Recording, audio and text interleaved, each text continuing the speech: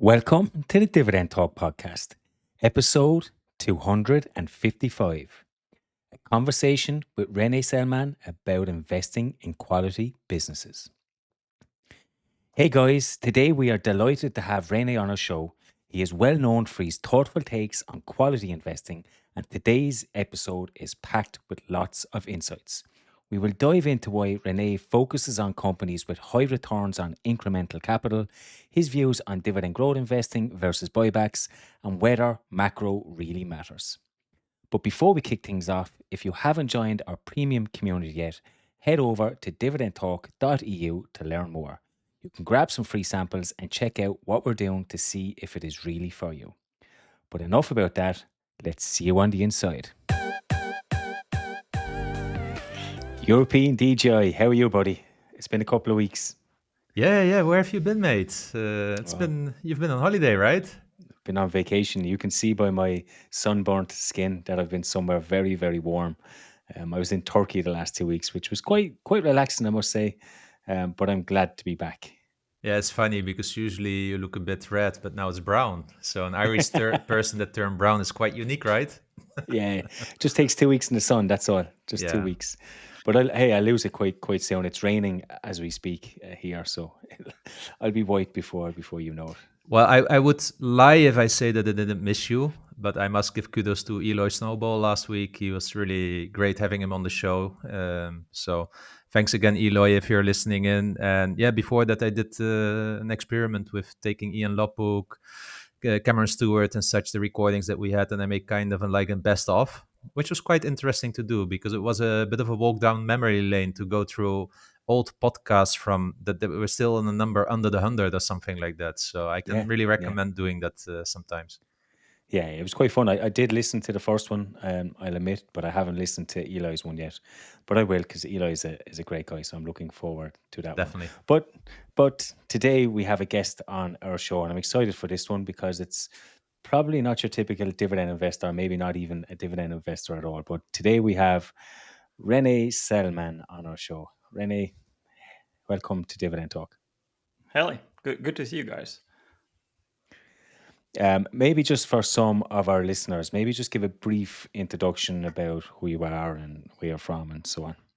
Yeah, perfect. Will do. And I have one question right away that you can answer maybe after I give you my response here, because Okay. before we started recording, you actually said that you expect there's little overlap between our audiences. I felt like that's an interesting observation that I didn't expect. But we'll get to that maybe in a minute. So my name is Rene. I'm 35, living in Germany. Have been investing for probably around 8 years now. I think I started in 2017.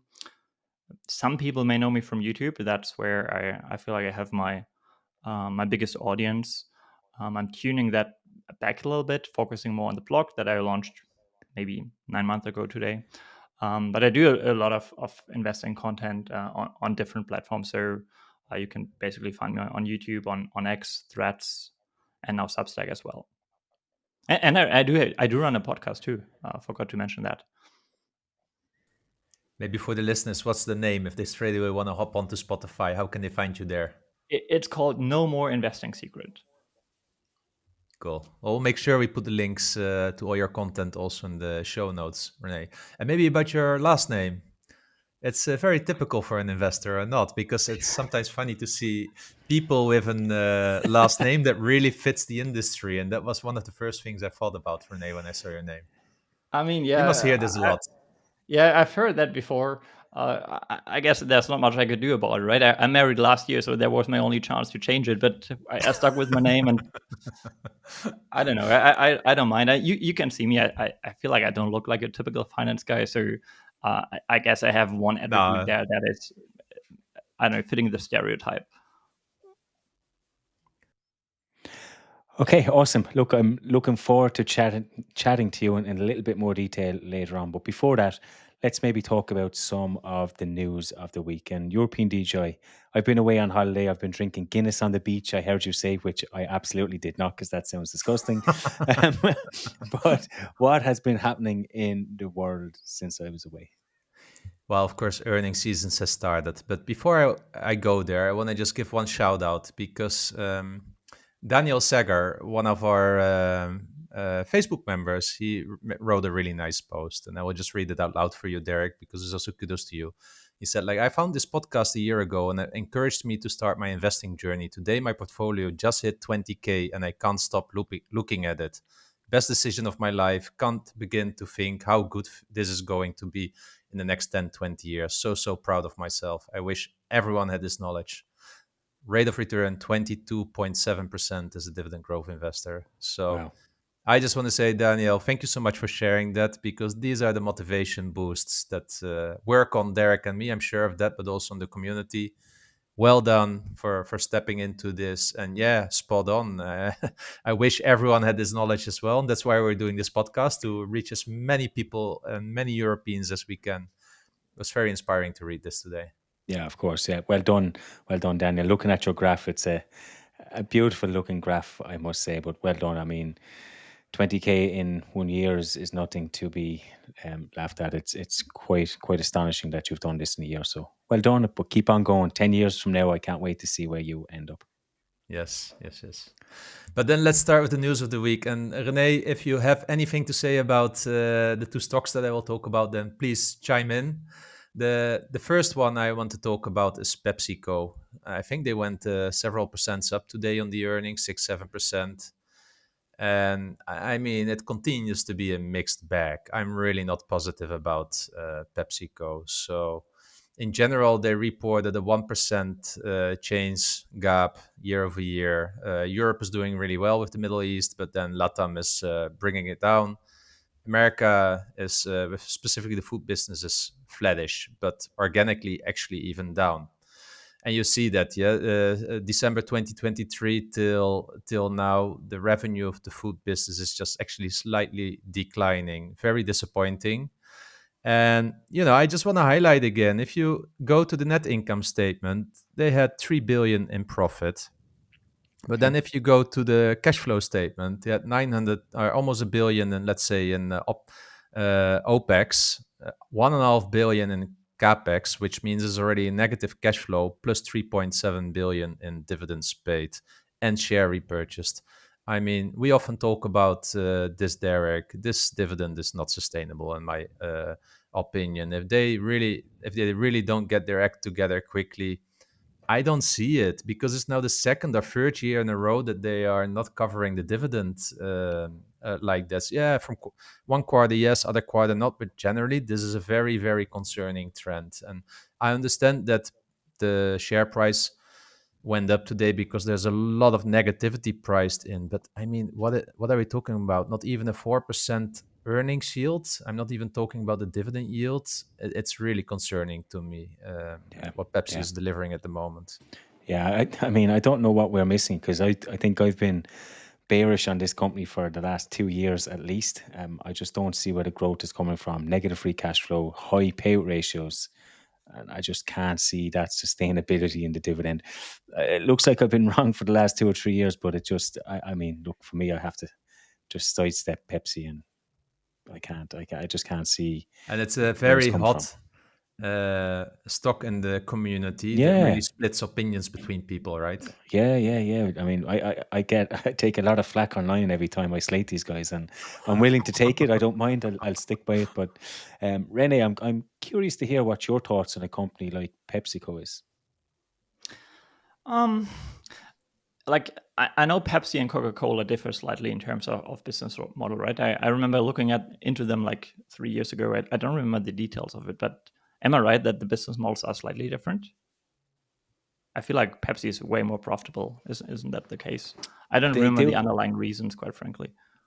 yeah, they do have slightly different business models, I would say.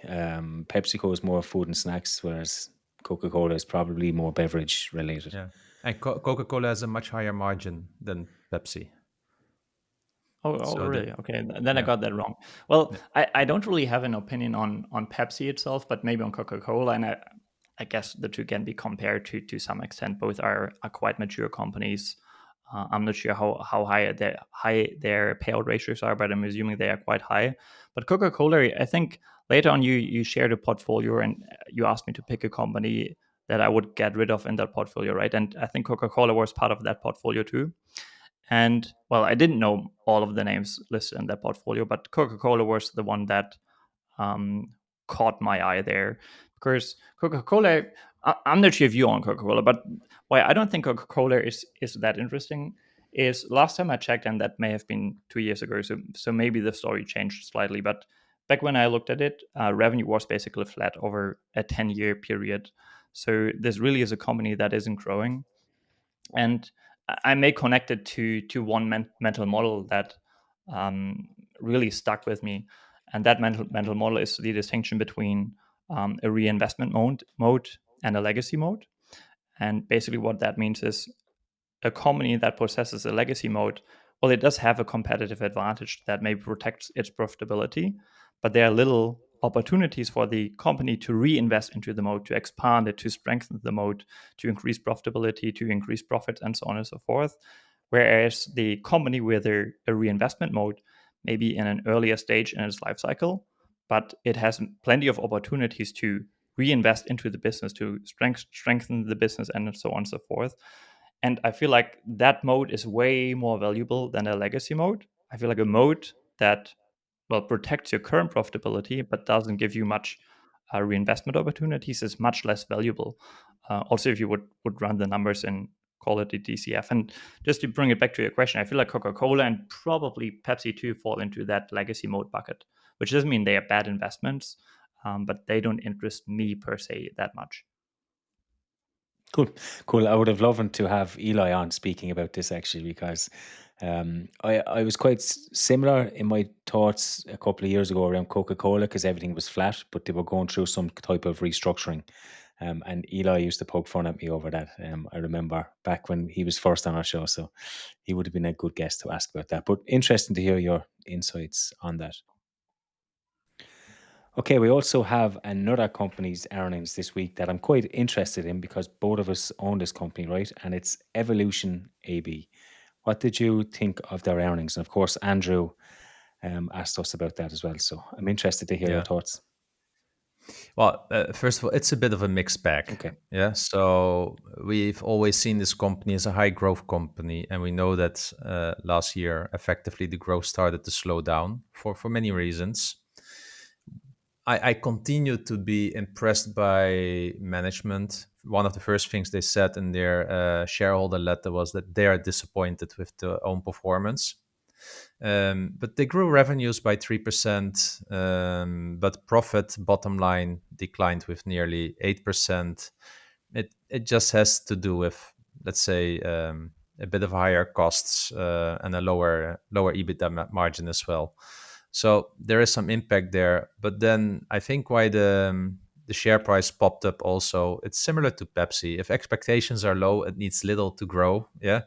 So in this case, I think like they're really getting now, I think, into control of what's happening in Europe with the stricter legislations. We know from the UK, right? That the UK government wanted to, put some pressure there, and this is what they're feeling, of course, in their growth. At the same time, they're opening new studios. They continue to grow there. Also, I believe, I think the Brazil market is probably also there to, was it Ohio, one of the states where they now have some favorable regulation in place. So they continue to grow, but they are facing headwinds at the same time. Also, what I really like is that they are offering monopoly now, or that's what they are going to monopoly to offer, because they have this collaboration now with Hasbro. But yeah, and also, Asia, right? Asia continues a little bit an issue, because they have never been really transparent in where the revenue is really coming from in Asia, Yeah. right? So, and a lot of video stream hijacking was going on there, and also slowing their growth. So I see this as really as a, sometimes I have this feeling like you start as a company, you fake it till you make it, you have a lot of growth, then you start to mature, and okay, if I don't watch out now, the watchdog will be on my back. So now that I'm getting this size, let's start to collaborate, let's say, right? And I have this feeling that they are in this phase of maturation. I don't know what the right word is, Yeah. but they will have to go to it, because their biggest risk is always regulatory control. and that's what you want to avoid. So now with this side, I think they're doing the right things, but it's impacting growth. As simple as that. Well, the growth factors are still in place by entering new markets, opening new studios. Yeah. Just a little bit of lower profitability because of the cost impact. Yeah, yeah. I don't think they'll ever get away from regulation, especially within Europe. And look, hopefully America loosens up those regulations and lets, Yeah. because I think that's where the real growth story is. If America Mhm. opens up its stores and allow people to gamble online, we Yeah. could see some really explosive growth. But I mean, we're talking about slowing down growth. It's not that it's not growing; it's just growing slower than Yeah. what we're used to. It's not double-digit Yeah. growth anymore. And Rene, you're following this company as well, I believe, or not? Yeah, I own it as well. I actually just checked the size of my portfolio. It's around 5%. Haven't come around to check today's results. Like I only glanced over it, but I think you Mhm. summed it up quite well. And I don't think the quarter changed much from what I saw relative to last quarter. It's True. just a like quote unquote sort of painful shift the company is going through that will likely last a few more quarters. Yeah. But I think at least it's baked into the valuation already. Yeah, Yeah. yeah, What for dividend growth investors like myself, it will be really a test with the next year earnings, like annual earnings, because they have a payout ratio policy, 50% of earnings. This is the first time that there's risk of slight earnings decline. Let's say it like that. So it's the first time whether we will see whether they continue paying the same dividend as last year while they are going through a tough period, or whether they actually are very strict on the 50% and, for instance, drop the dividend by, I don't know, 5 or 10% from where it was last year. So it'll be very interesting to see for us as dividend growth investors their commitment to the dividend. Yeah, yeah. Personally, and I might throw in something controversial here on this network. Personally, I would actually advocate for management to cut the dividend entirely right now, Mhm. just because they pretty much use the remaining portion of profits for buybacks, right? I think Yeah, those are extremely value accretive at the current valuation. So, yeah, well, if earnings continue to decline, I hope they don't reduce the pace of buybacks. But that's just my yeah. take. Yeah, and this of course then the question about capital allocation, right? So the question is, do they need indeed that much capital to invest in the future of the business, or are they so cash flow rich that they can easily, reward shareholders with half of the dividend, and because the other half covers enough of the capital? Because there's a question about also how quick you can grow. Yeah, you can have all the cash, but if you just can't operationally grow so fast, then the cash is just lying there, right? And do you have a bit Yeah. of insight in that, Renee? Like I'm not sure what specifically you're asking about right now, but I would agree So, that do you feel every that they need more cash to invest than they are doing today because of they are losing out opportunities? Because if so, that would mean, yeah, the dividend needs to be cut. But if they anyway can't spend the cash because they can't grow quicker, then why bother about the dividend? That's kind of what I'm saying, Yeah, or the question I I'm think the asking. beauty of Evolution Gaming's business model is that it doesn't require a whole lot of reinvestment Hmm. to grow. There are a lot of secular tailwinds that the business Yeah. is enjoying, and the business is incredibly scalable. So once you have a Hmm. studio set up, like doesn't matter if you have 100 viewers in a stream or 1,000. Yeah. So I think that's one of the beauties of this business model. I think you probably are familiar with Chris Meyer, the author of 100 Bagger. Yeah. So I would consider him a very growth focused investor. Yeah. And I think he actually exited Evolution Gaming because of their new capital allocation policy, which basically like extremely limits reinvestments. So Mm. I Yeah. think their payout ratio right now, if you consider buybacks as well, is 100%. So Yeah. they're pretty much not reinvesting at all Hmm. anymore. Yeah. Yeah, because I would say they're just cash rich. Yeah. But yeah, that's a question, and I think this is, look, we are what we always say as dividend growth investors, where we put first priority on growth and then on the dividend, because we do know a declining business will also end up with a declining dividend and not the way around. So it is important that the business, of course, grows in a healthy way. And I need to honestly, I need to look at it again from a capital allocation if they're really doing themselves short in the reinvestment into the business. I don't have it fresh on my radar. But Yeah. I interesting think company.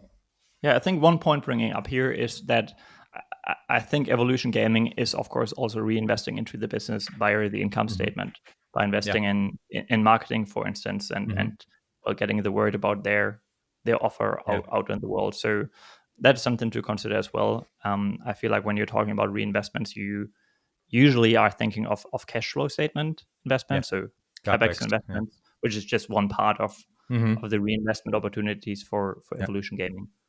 True. And game True. development, like product development, that's one of their key reinvestments, actually. Yeah. Yeah. Yeah. So I think that's actually a good bridge, Rene, to ask you your first question. And we got a listener's question from Akira, and I think it's a good start. And it is, what is your investing philosophy / style, and how has it been working? Yeah, that's a good question. I feel like as an investor, you usually don't do yourself a favor if you put a label on yourself. Yes. Because by doing that, I feel like you're artificially limiting how you invest and the universe to hunt in. So ultimately, I feel like I have a tendency to rather invest into quote unquote high quality businesses. And then we would, I guess, immediately get into what a quality business is. So that would, to me, be a business. Like earlier, I talked about the distinction between a legacy and reinvestment modes, right? So it would have some kind of characteristic, some structural characteristic that protects its business model from competitors, and which leads to beautiful things like high margins, high profitability, high growth, things like that. So I have a tendency to own quality companies because over the long term, they just do better. If you contrast it, for instance, with, I think the other day I saw a chart of some kind of energy index that was, I guess, basically including a bunch of energy companies, and I think was flat over a 15-year time period. And that's just because it's a below average industry where companies generally don't have a mode because they are selling or producing a commodity. Um, yeah. And then what would you consider? I think we get straight into it then. So what do you consider then quality businesses? Like you say, you invest in quality businesses, but what does that mean? Define that a little bit more for us. Yeah, as I told you before, and just before the show, I was taking a walk and going through a couple of the questions you handed to me before, and then I was just taking some notes. And so I came up with a list of, I probably have like 8 items here, but I really tried to nail it down to fewer elements. And what I noted down here is two things. So on the one hand, a high quality business to me is a business that has or that will earn high returns on future reinvestments. So there we already have a distinction between the typical ROIC you might encounter on financial platforms and return on incremental invested capital, meaning that's actually the return that is forward looking. What is the business going to earn from here on out? And of course, a quality business is earning high returns on incremental invested capital. And ideally, it is reinvesting almost all of these profits at a high return on incremental um, invested capital. Because ultimately, just to walk you through an example, Yep. if a company is able to earn, say, 30% on future reinvestments and is reinvesting all of its profits, it's going to grow intrinsic value by 30%. You just multiply the two. If it would only reinvest half of its profits, well, the intrinsic value growth rate would be half, so 15%. And I would add to that another factor, which is predictability. So if you can reasonably or with a reasonably high degree of certainty predict where the business will be 10 years from now and that it will be a better business, I think that's basically Buffett's philosophy. And that's, of course, a quality feature as well. And do you have some examples then of companies that fit that model? Yeah, in my portfolio right now, for instance, interactive brokers comes to mind because they Oh, are reinvesting pretty much. I think they do pay a dividend, but just a tiny one. They're reinvesting pretty much all of their profits back into the business, and I think they also have a pretty long runway still ahead of themselves. So I do expect interactive brokers to earn high returns going forward by reinvesting most of their profits, and they can do that for a long time. And I think the runway and the reinvestment opportunity I just described is pretty visible, and there's a high predictability to where IBKR will be 10 years from now. It will be a bigger, better business with more customers and probably a similar level of profitability, if not higher, although the profitability is already insanely high. And interestingly, they do pay a dividend, and they just started growing the dividend since last year. So that's also good. But then with you and IBKR, I've been looking actually a few times at them. The yield is 0.5%, just for the listeners. So it's not something we usually easily look into, but we can see as what I like about this one, Rene. I think it's so relatable because we often have accounts at them. We see how they are releasing new features. We see where the opportunity is, and we see that many people choose them. So I think this is also again the Peter Lynch philosophy. Like to your point about predictability, for us it's probably easier to predict IBKR because we are a customer there and we see how they are doing, and then we can check the financial statements if our feeling it matches with that. Yeah. Than a company in America doing some logistics locally in a state that we have never seen and never heard of, right?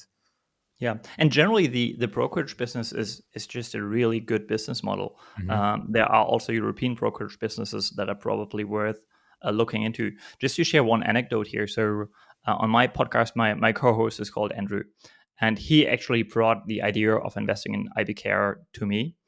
And to this day, he is not an IBKR customer, even though he's very aware of all of the advantages that IBKR offers over competitors. But once you have opened a brokerage account, it is just incredibly sticky, and you don't want to Yeah. switch unless you have very good reasons to do so. So I feel like that's an interesting anecdote to highlight, well, Hmm. just how sticky that business model is. Yeah. I'm not sure if you two ever switched your brokerage account. Yes, I I did. have twice actually, but I feel like I'm an outlier. Um, uh, I'm, for instance, out loud, I'm more and more losing my confidence in the hero. So, and I have a lot of money there. Let's say 40% of my portfolio. The rest is mostly in IBKR and a little bit in trading 2-on-2. And I'm really, if there's a better alternative to the hero, I will not wait too long and shift. While I like the UI of the hero, I'm just I just start to more and more disengage with them. The corporate actions, the Dutch watchdog that is sometimes publishing about their mess in their organization. Even though Flatex acquired it, it didn't really change a lot yet. Even though they have a banking license, so yeah, that's an example, Rene. That if I would have a better alternative available to me in Poland, I would consider that definitely. Yeah, So it's I'll more DM like you the on lack of that the others. after. Yeah. Yeah, I'll DM you on that after the show because I just opened a De Giro account for my wife. So I'm curious about what you're worried about. Sure, sure, that's good.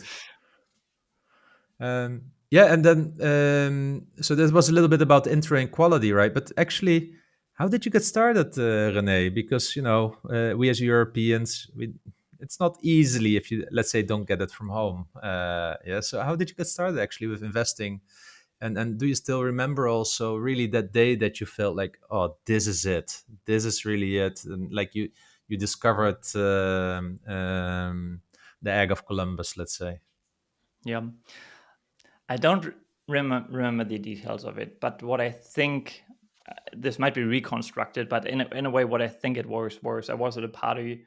Basically, was my first year in my job, and I was at a friend's party, so in an apartment. And I remember being in the kitchen, and I think someone brought up ETFs.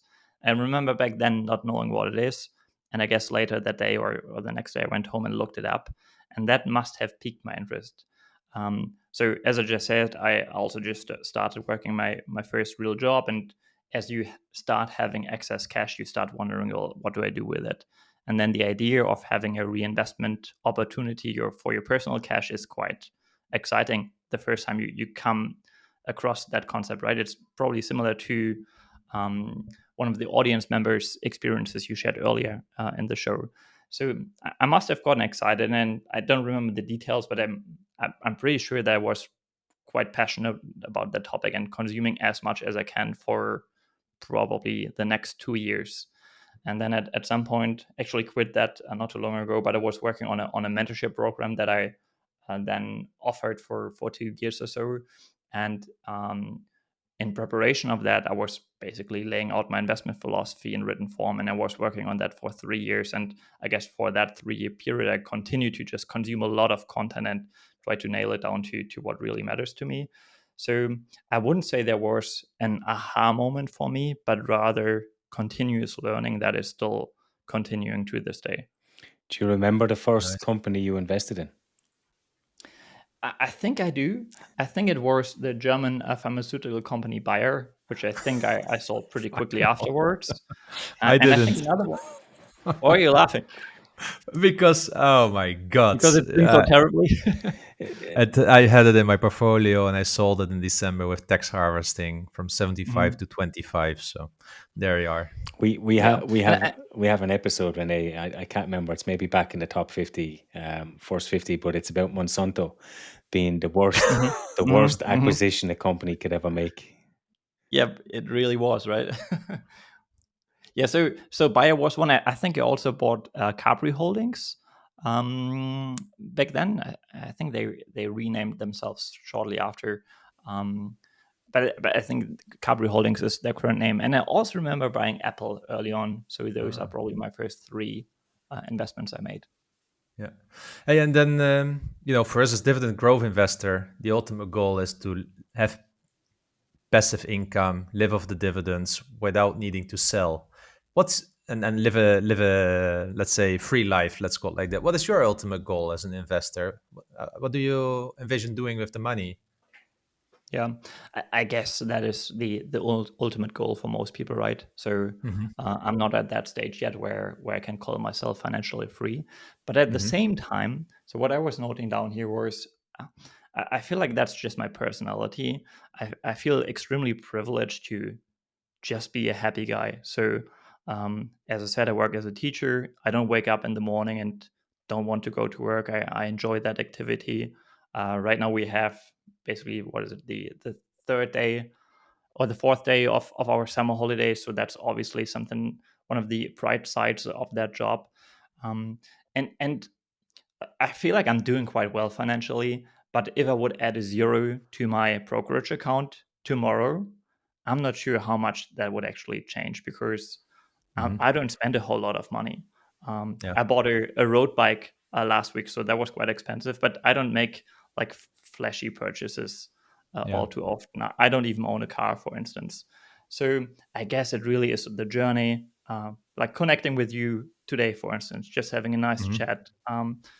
I feel like that's what ultimately matters in life, but Yeah. you have to pursue something. And the other thing I want to bring up here is, so I just said I think it's the journey that matters, and I think there are actually plenty of stories of founders who at some point exited their business, received their whatever 100 million paycheck in their bank account, and then the next day they describe waking up and feeling empty because they don't Yeah. know what's next. Hmm. And the other thing that came to my mind here, I'm not sure if you saw that clip, but I think there was a clip of a brilliant golfer this week who won a major. I think that's what it's called in that sport. Hmm. And he also described how, well, having reached that milestone creates a difficulty too, because what's next? Yeah. It has always been the journey, like Hmm. working towards that goal. And once you hit it, you might have a problem. So I guess once I hit that financial independence milestone, I'm not sure if I will be a happier person than I am today. Yeah. Yeah. That's very how is it? Uh, I think very how is it realistic. To your point, we also know some people that are financially independent, but there are also other voices, and some say like, "No, I wish I quit earlier," and really enjoying life. So I think it depends a lot on how much joy you get today out of things. For instance, I'm changing my thoughts about this, Rene, quite often. Then I think like, oh, I will do that, then I will do that. And so it's usually about the moment in time, but I think I will only know it once I hit that point, which shouldn't be too long out. But maybe from a technical point of view, does your strategy then mean that you need to sell part of your portfolio by that time? If you would choose or opt for, let's say, working less and you want to compensate some of the loss of income from your portfolio, is that then the kind of strategy that you need to employ? Honestly, I don't give that much thought right now, Hmm. but theoretically speaking, yeah, it would. I would have to check how much like income, say on a Yeah, quarterly basis, I would receive from dividends, and if that would be enough to cover my living expenses. yeah, But I don't really give that much thought right now, to be yeah. honest.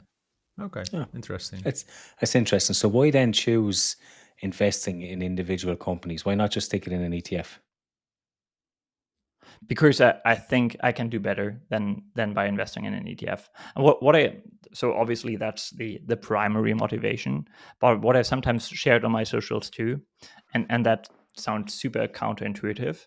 But I think even if someone would tell me that I would underperform the market, say by 1%, I might still go for the active investing route because it gives me so much.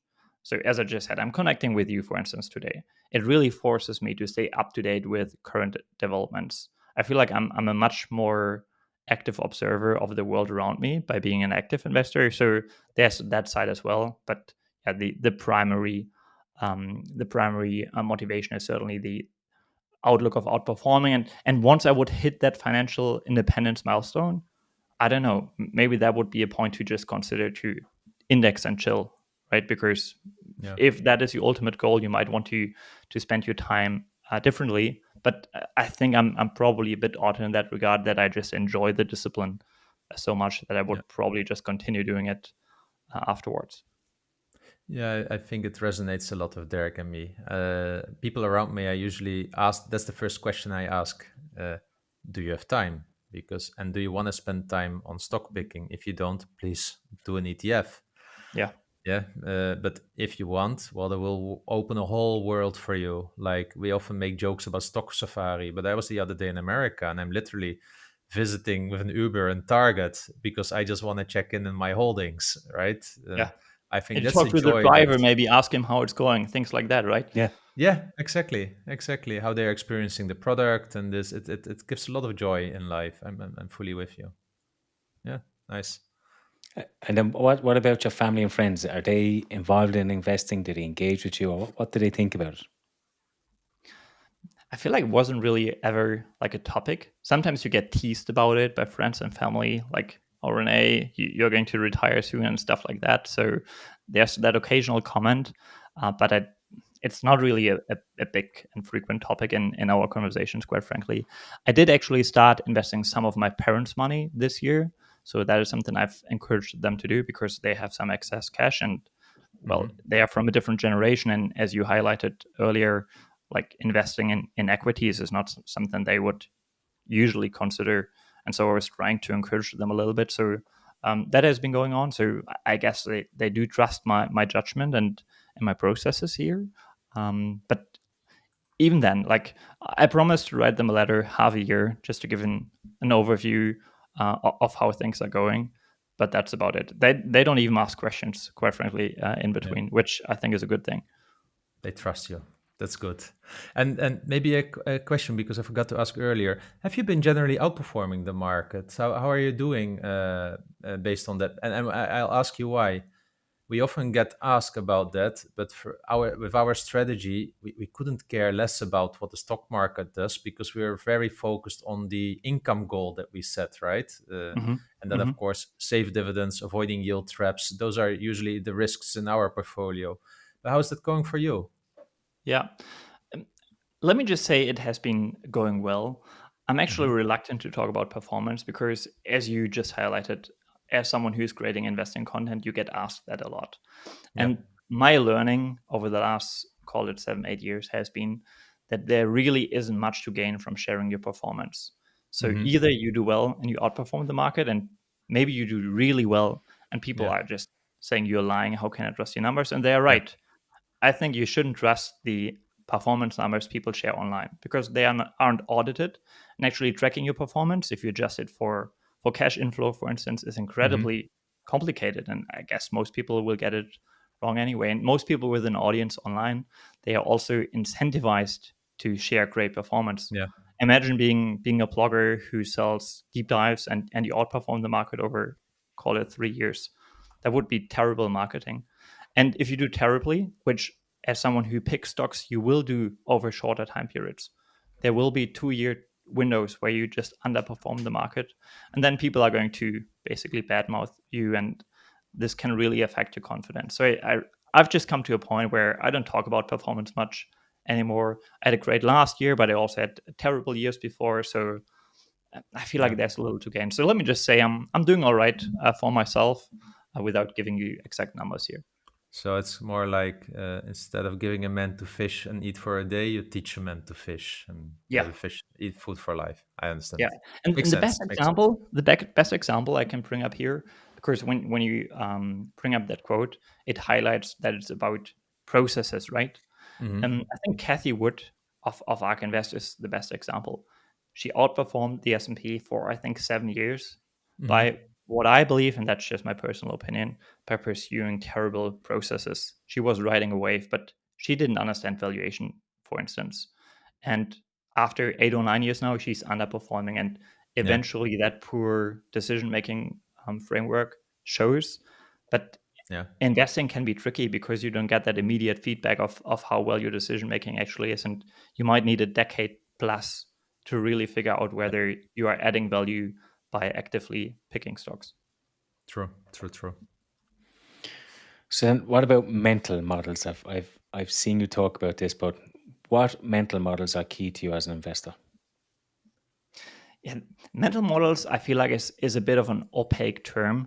because a lot of the elements in your I just use the term investing framework. Yeah. A lot of concepts can be considered mental model. So the idea of having a competitive advantage, for instance, that already is a mental model. And earlier I talked about what my understanding of a competitive advantage is.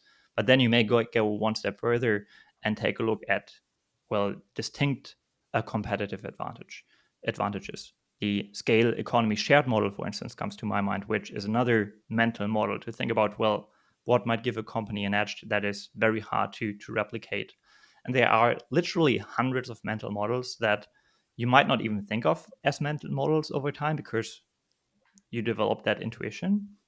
But I think they are very important because what a mental model, at least that's how I think about it, accomplishes is it helps you to make better and quicker decisions. And if you adopt more mental models that you can use to maybe filter the thousands of stocks that are out there, I think that's helpful. Yeah, I get what you mean. What has been a learning journey for me is to actually also limit the amount of mental models because I think, and I know many others as well, you start listening and you start reading, you read Peter Lynch, you read Warren Buffett, you read this, and suddenly you end up with a G sheet with 50 metrics in there or something like that, trying to analyze everything. And then you will always see something in red. Yeah, Yeah, even if you go to, so and then you get this strategic paralysis as I call it, and it leads to indecisiveness in decision. So myself, I have now actually to 5 basic questions, and that's kind of it. And those questions is like, is the business growing, bottom line and top line? Is the balance sheet healthy? What are the growth prospects? What is the payout ratio? And what is the dividend commitment? And those five, I have then metrics behind it. So the dividend growing, the company growing, I also look at the return on capital employed. I was using ROIC and such in the past, but I noticed that ROCE is just the easiest to compute. And for comparability, therefore, doesn't tell the whole story, but I noticed that there's a level of simplification in that suits me well because I study the business anyway. Then, yeah. And how do you deal with that? Because there's so many mental models out there. How do you keep it simple for yourself, or is that even yeah. not a topic for you to keep it simple? No, no, I think you're spot on. And what I want to do here is I want to bring up basically the idea I shared in a blog post this week. And it's actually not an idea that I came up with. It's actually an idea that an investing friend of mine, Theo Berker, shared with me in a private exchange. And he used the analogy of a vacuum cleaner and a toilet flush. And he made the point that early on, as I just described it, you tend to be extremely passionate about investing. And you consume everything you can get your hands on. Like you watch, I don't know, financial networks, you start looking for YouTube finance content, and so on and so forth. And you pick up a lot of stuff. And as you gain more experience, and after 5 years or more, you then have more insight on what is actually helpful and what is not.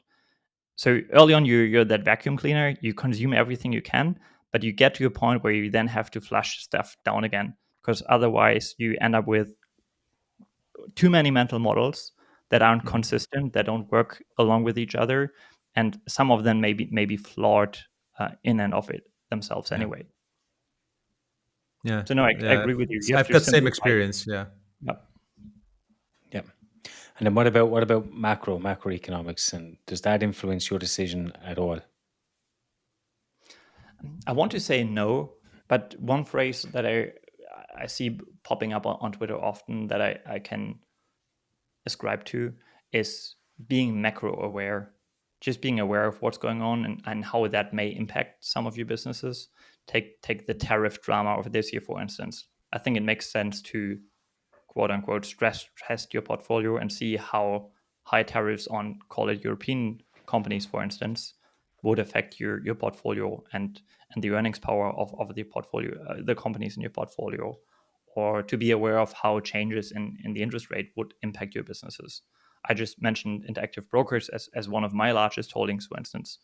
Of course, I can't predict where interest rates are going, but I think it's important to understand how they would potentially impact the businesses I Yeah. own, so I can prepare for that scenario. And would it influence your decision making ahead of time? Like, would you be willing to sell a company based on, say, these tariffs or some other event? I would just say no. Yeah. No, I feel like I would like to bring up a quote here, but I don't remember the exact wording of it.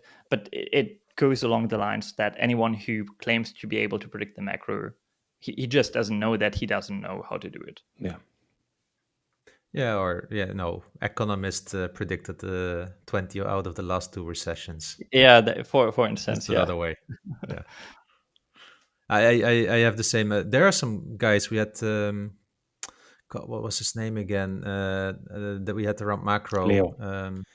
Leo Nelis. Yeah. He is great at this, and he's really good at this. But I think Rene, it's opportunity cost and how you want to spend your time. Yeah. Yeah, I And it's rather about study businesses. talent too. Yeah, yeah, true, So true. Stanley Druckenmiller comes to mind here. Like I don't Yeah, know how he does it, but he's amazing at this, right? So obviously he should yeah. stick to his guns. But I feel like for most people, it will be a net negative to try to predict Hmm. macro. Yeah. Yeah. I think so. Yeah, me too. Maybe then, because for instance, I don't invest in banks, yeah, and I'm not allowed to invest in tobacco for my wife. Derek, I think he can buy everything, and there's nothing that you don't buy, right, Yeah. Derek? As long as it is a As long as it makes me money, I'll buy it. yeah. Rene, do you have some no goes, some areas where you say like, no, these are really industries or sectors that I just totally ignore? I do, but earlier I said I don't want to put a label on myself. I feel like Yeah. generally speaking, that's probably too when it comes to neglecting entire industries too. Hmm. Because what I was thinking when I read that question was, you might have seen that chart on X before as well, which basically shows the return on invested capital that on average is earned in different industries. Hmm. Yeah. And it Yeah. clearly shows that some industries are just more attractive than others. Yeah. But then within each industry, there is a great variance too, right? True. So there may be like generally that's one strong filter for me as well to Yeah. just not invest in banks. But of course, there are very high quality banks that are worth investing in and studying. Yeah. But it's just one of my filters that just limits what I invest in. What I would add Yeah. in terms of industries would be most industries that are highly capital intensive. So your Hmm. typical example here would be a car manufacturer, right? Yeah. Or maybe a car parts manufacturer. Airlines, again, you Yeah. could bring up a Buffett's quote here. I've invested in Southwest Airline once and lost a bit of money there, so I've learned my lesson there. Retail is incredibly hard. I've owned retail stocks before, but I Hmm. feel like that's also a filter to have. That's not going to When harm you you. talk about retail, do you talk about fast moving goods or do you talk about groceries as an example? I'm thinking of, for instance, you could bring up, which is might be the toughest retail business out there, which is fashion retail. Hmm. Yeah. Lululemon, for instance, is a fantastic business, Yeah. but even that company is struggling right now. And Yeah. having the ability to forecast that a certain brand will still Yeah. be en vogue 10 years from now is just Yeah. very hard. And then having Mhm. like an actual retail footprint by having brick and mortar stores, Yeah. that's also just not the best. It's a harder way to make money than doing Yeah. something that is a little more capital light.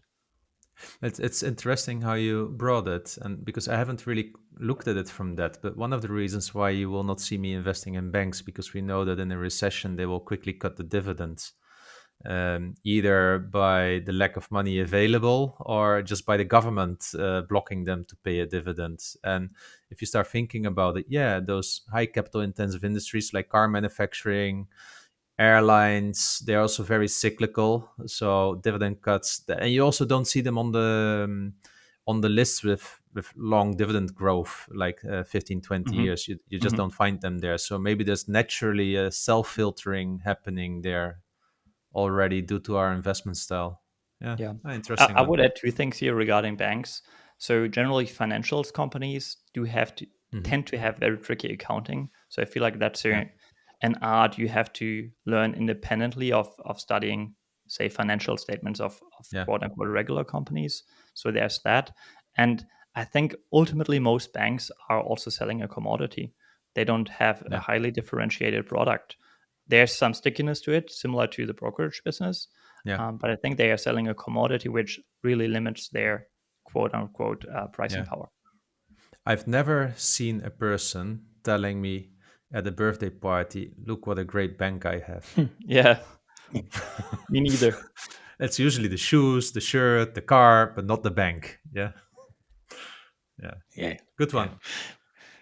To get the money from the bank. But one question here I have for you, Rene, is what do you wish that retail investors, your ordinary Joe Soaps, what do you wish they understood better? The first thing that comes to my mind here is that I feel like the term retail investor has some negative connotation. I'm not sure how you feel about it, but I sometimes feel like it's you have these big professional institutional investors who have superior processes, more money, who run the market, so to speak. And retail investors are sometimes considered the dump money. And there's probably some truth to it, but I think retail has really done very well and caught up more recently. So that is something I want to say before I Yeah. actually answer your question. The two things that came to my mind here would be one, valuation. I think your typical retail investor, and now maybe making use of the stereotypes I just described myself, but I think your typical retail investor doesn't understand valuation very well.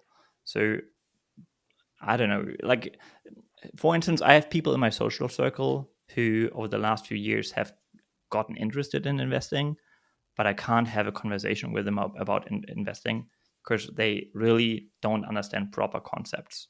They may have heard of the price to earnings ratio. Maybe they have even heard of more quote unquote sophisticated earnings multiples or free cash flow multiples. Call it the I don't know, EV to EBIT multiple, for instance. But that's probably where it stops. And they don't get the details of and the nuance that is required to actually value a business. So I think valuation would be one area where many retail investors can improve, and you can improve, right? You just have to get into the theory and then practice what you've been learning. Yeah. And the other discipline or realm would be psychology, which I realize is sort of a broad term, but I think it's proven that most investors underperform, right? I think that's primarily driven by them acting emotionally when they shouldn't. So just being aware and being aware of psychological biases and studying how your emotions may cloud your judgment. I think that's an incredibly worthwhile exercise to do. And the three of us, we're not immune to it either, right? Yeah, of course. We No. we will look at a company we own differently than we would if we wouldn't be an owner because well that Yeah. ownership already clouds your judgment. And similar to sharing your performance publicly, there's very little to gain from sharing your holdings. So I do that, but I think ultimately that's a net negative because it makes me more reluctant to maybe sell, and because I have to admit that I was wrong. Yeah. So there are a few interesting things that you said, because you said that retail investors mostly underperform professional investors as well. Yeah. Because it's also good Like, mention that side. It's just if you put the S&P 500 as your primary benchmark, if there's 2-3% in the world that outperforms it, I think that would be much even. Yeah. And I think I both read both studies. categories. Yeah, I read studies that over a 10-year time frame, like 90% of professional fund managers Yeah, underperform. There's a, I think it's called Spiva. I might be wrong. yeah, SPIVA, like a Spiva paper. yeah, They do that. They publish that analysis, I think, yeah, annually, and they give yeah, you an over. And that has been quite a consistent pattern that 90% yeah. underperform over 10 years. And I So guess if what you I would extend it to 20 yeah, years, that number would only rise. yeah. So what I want to mention here also, for instance, to our listeners, is like that that's actually the benchmark to underperform. And so people should not feel uh, demotivated or something like that, because I think I what I learned over time, it is like your only ignorance is to not learn from your mistakes. And if you start making less mistakes over time, at least what I've seen is that your performance goes up. That's very interesting as a learning. And um, to your point earlier as well, if you're going down the stock picking route, you will make probably more mistakes than with ETFs. But hey, with ETFs, if you go for the emerging markets, it's been dead money for 6 years. So while from a diversification point of view, it may be really wise because the S&P 500 is so expensive. Yeah, and I'm not even comparing to Europe. I'm just comparing to its own historical average. So it just shows, like, I think, Rene, I think what you also a little bit allude to is what I would call the growth mindset. It's just important to all the time be curious, to learn, to be objective. The psychology is to recognize your mistakes and not have confirmation bias in these kinds of things. And those are just the hardest learnings, really hard, because it's so confrontational with your own judgment. And emotions. Yeah. Yeah. Good. Okay. Yeah, we need to ask one question before we go to the listeners' Yeah. questions. But what are your thoughts about dividend growth And investing? please be honest. You won't hurt our feelings. I promise. No. Yeah, yeah. I said to the two guys before we hit the record button that I have to be careful not to be too skeptical of dividend investing, and I am not. But I think, like, let's say earlier we talked about goals Mhm. in investing, and let's say your goal, and I think you alluded to that that is not necessarily your goal, but let's say your goal is to earn the highest return of rate of return possible with the lowest amount of risk. Then you just have to realize that your return can come from different sources. A dividend may be one source, but there are other sources.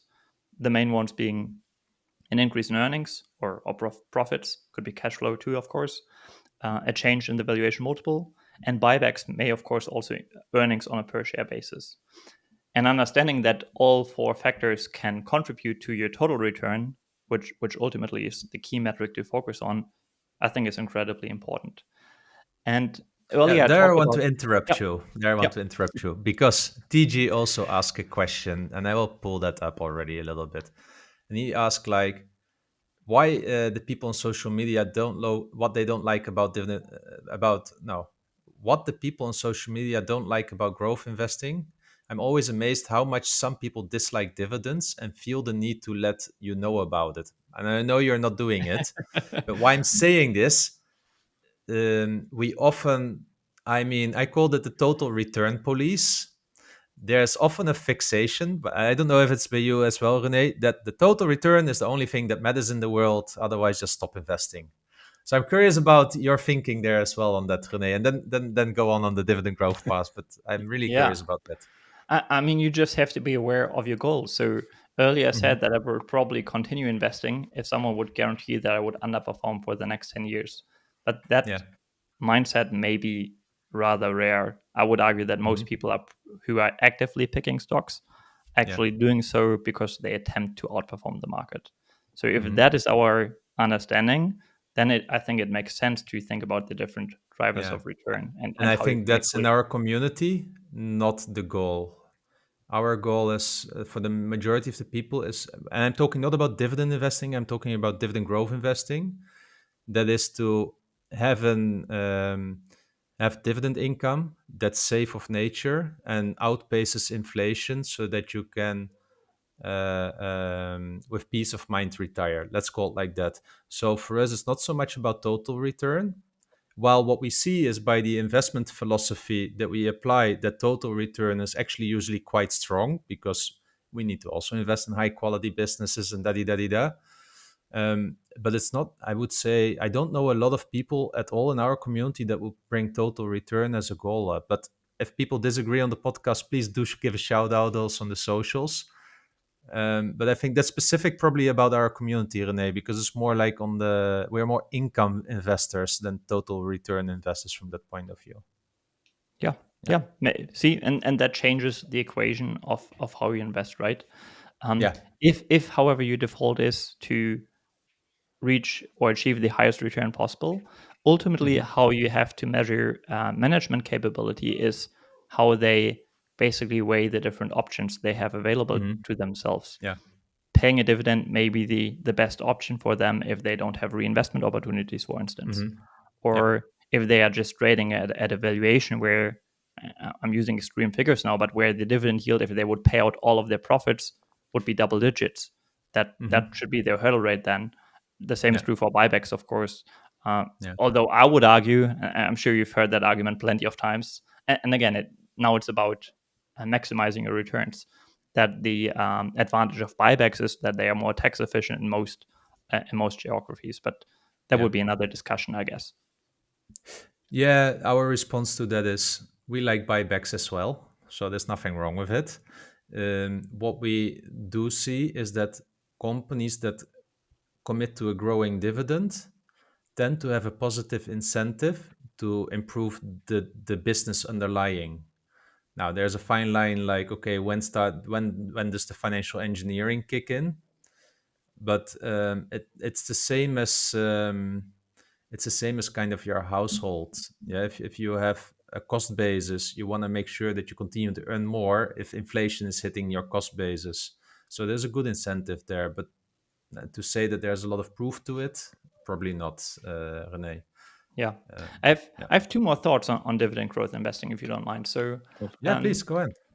I feel like one advantage that you are probably very well aware of too of dividend investing is something that again my co-host Andrew shared with me because early on he was also very dividend focused and Hmm. he highlighted and that really depends on your own psychological makeup. You just have to know yourself and what works for you. Hmm. But he shared with me that having that stream of cash coming from a company really made him stomach volatility differently because Yes. well the cash stream continues to be there, right?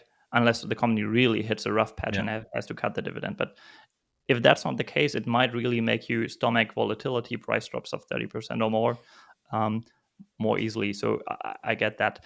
I would argue that personally, like knowing how my brain works, I'm not as affected by price volatility as others. Maybe I'm really laser focused on the underlying business, and it doesn't Hmm. influence. At least I would like to think my decision making all that much.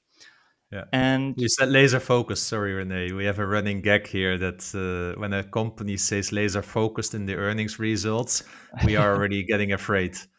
yeah, similar to the laser eyes you saw on Twitter during the Exactly. COVID era, Exactly. right? Yeah. Yeah. And I No, had but one there's a more. lot of merit to what you say. I think in Yeah, our community, there's so much excitement when there is a stock crash. So there's a lot of excitement that we want to buy because we get the same business that was, let's say, worth much more yesterday for a much better price today, and therefore the better yields. So we get very excited from that. yeah, Of course, with the risk on catching a falling knife, right? yeah. Maybe to wrap up this discussion, Yeah. again, I'm just Hmm. speaking for myself, but if we now just run a thought experiment and I could Yeah. invest in two companies and one would have a payout ratio of 100%, basically pay out all of its profits as a dividend, Yeah. and the other one would be able to reinvest it and earn a slight return on it, I would just prefer the one with reinvestment opportunities because unless you run a unique business model that can grow without reinvestments, but that's not Yeah. true for most businesses, the one that pays out, and again, it's just a thought experiment that pays out all of its profits as a dividend, it's not going to grow, right? So you ultimately Yeah. your return over a 10-year time frame or whatever the time frame may be will just be the dividend yield, and then the price you pay Yeah. really matters. Yeah, I think the three of us are fully in alignment there, Rene. I Yeah, think Derek and awesome. I would never buy 100% dividend coverage unless we make a very conscious decision to go more income factory, what we mean. So you get a 10% yield, but then you reinvest it, and that's how you compound. But Yeah, otherwise, we would never touch it. Never touch it. yeah. Yeah. I can share one more point here. Yeah. So earlier I talked about management having to make an opportunity cost decision. Mhm. I think one of the disadvantages of a dividend is if I'm really in it for the long-term compounding and not the Yeah. income, then now it's my obligation to find an attractive opportunity to reinvest that money at a rate Yeah. that meets my hurdle rate. And oftentimes, some businesses have better reinvestment opportunities within their Yeah. business than I have as an investor. So, and it maybe it's just me being lazy. That's the better default mode for me too, because then I don't have to make constant decisions what to do with the dividend I Yeah. receive maybe on a quarterly basis. I I like what you say because it's all about capital allocation decisions. And when I hear you speaking, the first thing that comes to mind is it all depends on management because we have seen so much management that is just squandering around money. I don't even want to talk about Intel and how they have squandered around money. So in the end, it comes then also down to the quality of management actually finding those investment opportunities and making best use of that capital. But probably there's a case to be made. You should not ever invest in companies that have very poor management unless you have such a Buffett stock where any idiot can run it. But Yeah. yeah, There are also cases where, say, a stock is trading at such a cheap multiple where management would actually be better off paying a dividend because this would give an immediate return to investors. And instead, yeah, they might reinvest it into the business at, well, returns that are just going to be yeah, miserable. That's often what management does if a company is maybe in decline, yeah, for instance. They want to yeah, save their jobs, but it would be better if they could pay a dividend that would be an immediate, say, yeah, 20% return to just pay the dividend, do it for 5 years, and the investors get their money back. And if they earn any money beyond that 5-year period, well, that's excess return to the investor. Yeah. yeah. So I'm asking all these questions and testing all of this because I have a feeling the more that we speak, that we actually have a large overlap in the way we evaluate businesses.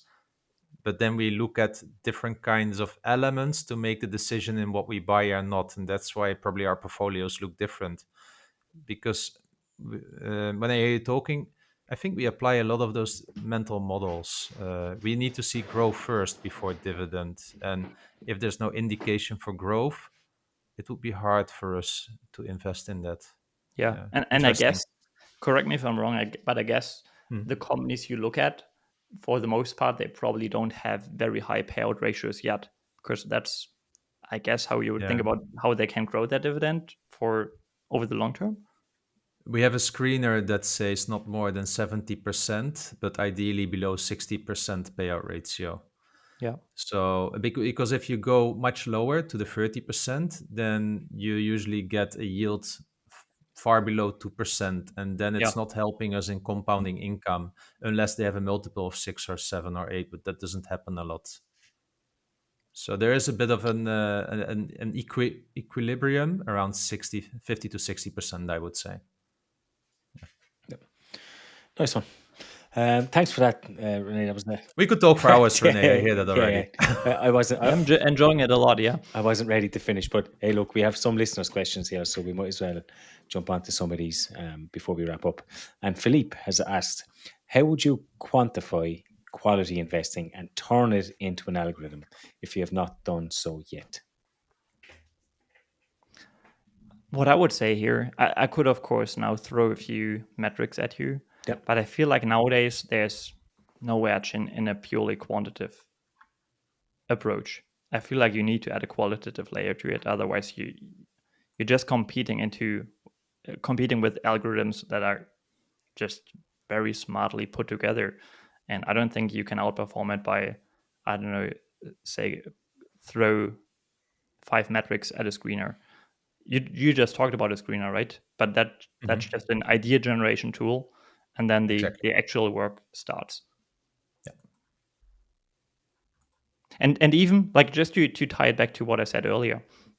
Earlier, I was talking about the distinction between a return on invested capital and return on incremental invested capital. So in a screener, you could only screen for past returns on past investments, but that alone doesn't tell you much about the future. That would require qualitative judgment. Mhm. Do you find it? What I struggle with is typically to predict. Let's take Visa. I give you an example. Mhm. Visa has a dividend yield probably around, I don't know exactly, but let's say 1.5% yield. To get a proper income out of it, it would need to continue growing the dividend, let's say for the next decade by 15%. And if you look a decade back, it has been doing that. Yeah, grosso modo. I find it hard to invest in a company where I need to assume that this company will grow still for 10 years at 15% annual growth. It's just so hard for me to predict. And it comes back to your point of a quality business that there needs to be some predictability in it. How do you look at that, at those time spans of 5 years versus 10 years and such? Can you repeat that last part again? So how do you look at that predicting, because we are also often talking about Mhm. valuation, about Mhm. specifically the high growers, yeah, that they can grow for 10 years at a very high double digit rate. I find it very hard to believe that generally, and to yeah, to understand that. Yeah, I'm fully with you here. Um, I could bring up the concept of base rates here, for instance, which basically Hmm. is just a fancy way of saying at looking at a historical reference class, such as US stocks, for instance, and take a look at, Yeah, say, how many companies out of 1,000 who started with a market cap, say, between 2 and 10 billion, were yeah, actually able to grow revenue at 15% over 10 years. And you will yeah. find that very, very few companies Hmm. can do that. That's an I interesting don't one. have the number in front of me, but Yeah. I'm assuming it's probably like 2%. So Would very be few. interesting for an upcoming blog post for you, Rene, because that I think there's a lot of extrapolation going on in the Yeah, growth community with that. yeah. So Yeah. so projecting 15% growth over the next 10 years, I, Hmm. I would almost never do that. I Yeah. own Wise in my portfolio. I feel like that's a company that could pull it off, but I would Hmm. never buy it at a price where that must happen. But I think Yeah. Wise Yeah. actually has a very good shot at of doing Hmm. that. I see Um, what you mean. Yeah, and the other point I would bring up here is over time I've actually come to project only the next 5 years for most companies. For some Hmm. companies, I'm willing to look out further, but I feel like for most companies, projecting beyond year five is just Yeah. super hard. And I challenge everyone who's listening to just do an exercise. Maybe take 5 companies in your portfolio right now, write down where you think earnings will be 5 years from now, and then check 5 years from now how wrong you Yeah. were. Yeah. That's a very good one. Yeah. Peter has asked about what factors would you look for that predict high slash increasing dividend growth in the future? Yeah, I'm probably the wrong one to answer that question because, as I think should have become clear, that's not how I think about like investing. I noted down 3 bullet points during my walk before the call, but you could probably add elements to it. I noted down being a market leader, so oftentimes going for the player who has an inferior offering is maybe number two in that market actually leads to a worse outcome, even though they're starting multiple maybe cheaper. Operating leverage came to my mind, having a huge total addressable market, meaning like a huge runway to grow. And maybe that's something I said earlier, maybe having a low payout starting ratio, because that, of course, makes it easier to grow your dividend over time. Cohen has said, first of all, he really likes all your content, but his question is around how many stocks in your portfolio are actually paying dividends. He agrees with your sentiment that it can be a waste for high quality companies to pay dividends at the expense of growth or higher returns. Of course, that varies from situation to situation, but he's still curious to hear your perspective. Yeah. So funnily, I probably wouldn't be able to answer that question without actually like sitting down and noting it down like company by company. I honestly don't know. I have the portfolio in front of me. I have, let me do the math, 5, 10 stocks in the portfolio right now. And I'm just assuming just going through the list, and I might be wrong. As you noticed earlier, I wasn't fully aware of interactive brokers paying a dividend. I assumed so, but I know it's tiny. And Matter, for example, is that really a dividend paying company? I think their yield is also like tiny, right? So real dividend payers, Evolution, LVMH is a tiny position in my portfolio. And that's probably about it. But I'm assuming that maybe half of them pay a tiny dividend. Yeah. But I can't give you the exact answer right now. Yeah, I think for us, anything that pays a growing dividend is a dividend growth company. So that's why I think there's overlap. For instance, I bought Microsoft at a nearly 4% yield, and it's now, I don't know, 0.5% yield. So you also see that companies sometimes reinvent themselves and become more of a growth company than the traditional dividend company. But for me, my yield on cost is, I think, going to 10% now almost. So for me, it's an iconic dividend grower Yeah, already, yeah, but not a amazing. company that people will think about as a dividend growth company. Yeah. I might bring up one company I recently added to my portfolio because, well, it's a European company. It's called Edenred. I'm not sure if you're familiar with it. It's basically an employee benefits platform they are offering. I I have an know they account pay there. dividend too, but I'm not sure how high it is. Yeah, I think it's not super high either. Maybe a 2% yeah. yield, something like that. Yeah, I have an account at Edenred. So if you want to have a customer perspective one day, please, I can show you around what It might how actually it be actually looks higher like. because the stock, I think, is quite cheap. No investment advice, but that's Nice, why I'm nice, assuming that the nice. dividend yield is actually probably higher than 2%. Mm-hmm. Cool. Okay. Alex has a couple of questions for us, right? And the first one is, how do you define quality? And I know you spoke about this a little bit earlier, but if you were to give one sentence on defining quality, go for it. I think we covered that, right? Yeah, pretty much. What is your favorite quality stock? Hard to say. And what I will say, by answering that question publicly, I'm influencing my future decision making already. So just to tie it back to a comment I made earlier, probably interactive brokers, because I feel really confident about just sitting on it for 10 years and they're doing very well. If I had to name one, that may be the one. Okay. And I don't know if this fits your quality company, It's for me this question, I but think. what do you think of Bunzl? Oh, never! Like I've never bought a bond in my entire life. No, I'm it's not not a saying bond. I anything will is help wrong you out, about it. Rene. Say it again. I will help you out. The company is called Bunzl. It's from England. Oh, sorry. You know what Yeah. I was seeing was the German Bund. So basically No, the no. got it. I've never heard of that company. I did a deep dive on it not too long ago, Alex. It's a company that is in the business of all this carton plates, forks, knives, packaging of foods, specifically for delivery. That's what it is about. 20 years of dividend growth. They are struggling a little bit because what this company is a serial acquirer. They acquire a few businesses each year. They're quite large in America, but they're struggling with a little bit of a weakening consumer, but most also with tariffs because they are such an international business that they are not optimized, let's say, for tariffs.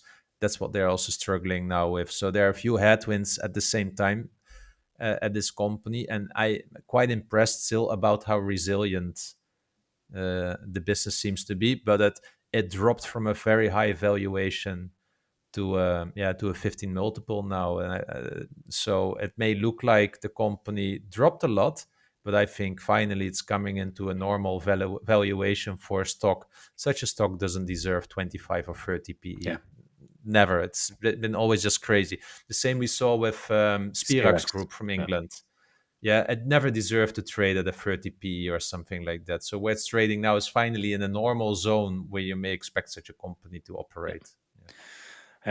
Tim has asked two questions, and I know you're not going to be keen on the first one, so you don't have to answer it. The first part is, But let me answer the second part of that yeah, question. I have it in front of me right yeah, now as well. So the first one is top 5 European yeah, quality companies.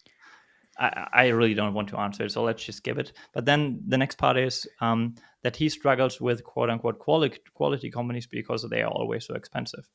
And he's right. And I think actually too many quality, quote unquote, quality companies right now are trading at prices that will not deliver great returns. And again, we can tie it back to a comment I made earlier about, well, having the right temperament. I think most investors actually underperform because they are not patient enough. Being patient is so damn hard in investing. Just imagine sitting on 30% cash for 2 years and you don't find anything because, well, you never find a quality company at a cheap price.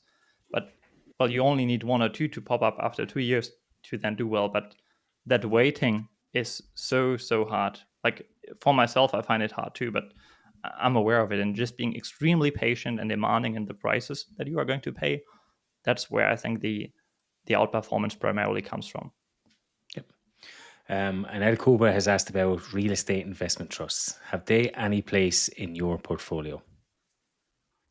Again, never looked at them closely. I'm not sure if that's like a common regulatory rule, but I think German REITs they have to pay out 90% of their profits. But I think that's true for For foreign American REITs as as well, well. right? Yeah. Yeah, Good. only when you register yourself as such. Because, for instance, we have Defama. I have that in my portfolio. With the CEO once on here, Martin. What's his name? But Matthias Schrader, Matthias, yeah. Gungler. Yeah, and he is not an. He's technically not a REIT, so he doesn't apply. He doesn't need to apply to that rule. But otherwise, Rene, you're spot on there. Yeah. Yeah. And it's of net income. It's not of funds from operations. Yeah. So based on the conversation today, I guess most listeners will understand that I'm naturally not drawn to Yeah. a company that is paying out almost all of its Of profits. course. And then the last question, maybe more towards you, European DJI, but what is your view on Veolia? Oh, I like the business a lot, Viola. I've just not recently studied it, so I can't say anything meaningful. But when I walk through the streets of Warsaw, I see all those.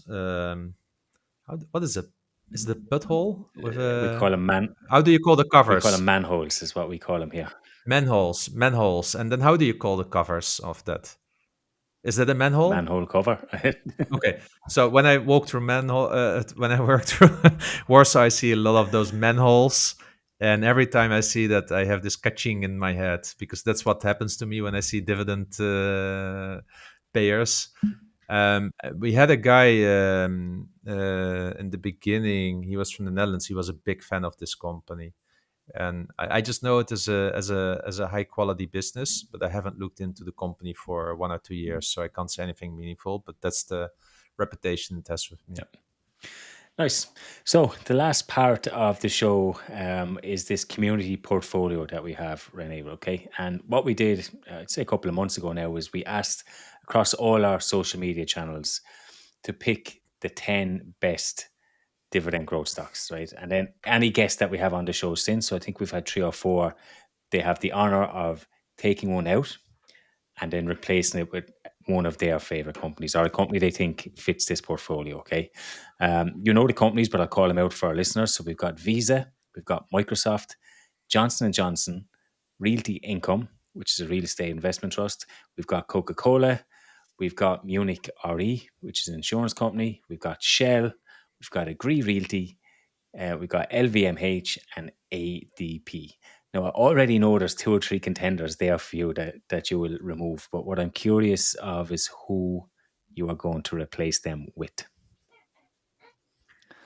I don't know. I didn't prepare that because I'm not dividend focused, as has become clear, right? So I really feel like I shouldn't mess up that portfolio. Um, Oh, you should. Come on, you're a guest on the show. It's your honor. it's not like a ton of dividend paying stocks pop up in my mind right away. So I really don't know. But give us a few stocks, and we can tell you if they pay a dividend. Yeah, let's look. So you wanted to Okay, remove Coca-Cola, right? yeah, that's what we discussed earlier, right? So that's what I would propose. I'm just glancing at my portfolio right now. I brought up Edenred a second ago, so maybe that, but I'm not sure if that would fit your criteria of being a dividend stock. I'm not sure how high their payout ratio is. I think it's probably too low, but I might be wrong. It's not about the payout ratio; it's about the consistency of dividends. But you know what? I will check if Edenred will qualify even a little bit as a dividend stock. If it does, we'll put it in there. The next guest can pull it out again, Rene. So don't Okay, worry. okay, let's do that. Yeah, let's do it. Coca-Cola out, right? That's what you said for Yeah, Edenred. yeah. Okay, good. It's noted. Okay, let's do that. Hey, we can always get someone to take it out if it doesn't fit. Awesome. I think with that, Rene, we are coming to the end of the show. It was a Thank you pleasure. so much for joining us. I'm sure you saw it on X. This was actually my very first podcast experience appearance on an external podcast outside of my own. So I hope I did all right. I enjoyed it very much. Like I can just say it because Definitely. I see your faces too, right? Just two very likable people. A lot of smiling going on here. You really give off that great relaxed vibe. I enjoyed it a lot, and I'm happy to come back on. I don't know, maybe a few years down the line. Awesome. Thank you so much, Rene. Where can they find you? On Substack, we'll make sure it's in the link in the description of the podcast. We will add your socials, threads. I think you're quite active. X, you're active. Instagram, so we'll add them as well. I've got them. If there's anything others from socials that you have, like a Facebook or something, let me know. Your That's YouTube about it. channel. Anything else we're missing? No, that's about it. You just have to type in my Okay. name, René Sellmann, and the blog is called Compound with René. But I'm pretty sure you will quickly find me if you type in. Yep. Cool. And the link to your podcast. We should not forget that one as well. Awesome. Okay. Thanks a million, Renee. It's been a pleasure. It's been a pleasure for us and for our listeners. Thanks as always for listening, and we will see you all next week.